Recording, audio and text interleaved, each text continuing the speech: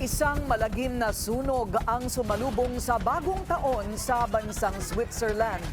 Hindi bababa sa 4 na po ang namatay nang matupok ang isang bar sa Crans, Montana na puno pa naman ng kabataan.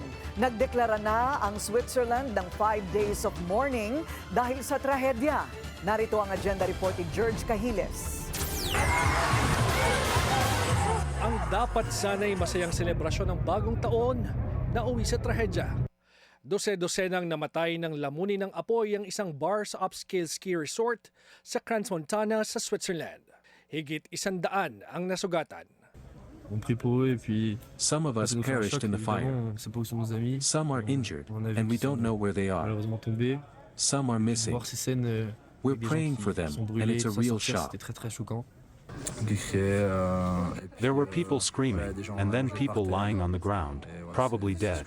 I saw videos where people were trying to get out, but they were trampling over each other, so it was hard to get out through the exit.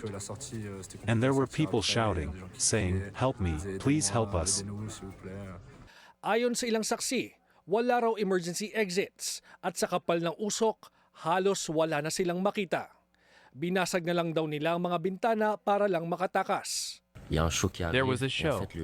A woman climbed onto another woman's shoulders with 2 bottles, and the fireworks were going off, and she waved them too high, so they hit the ceiling and suddenly caught fire. Unang naiulat na may nangyaring pagsabog bago ang sunog. Sa ngayon, kinokonsidera itong aksidente at hindi isang pag-atake. Our thoughts are with the families who are in anguish. Some still do not know whether their children have died.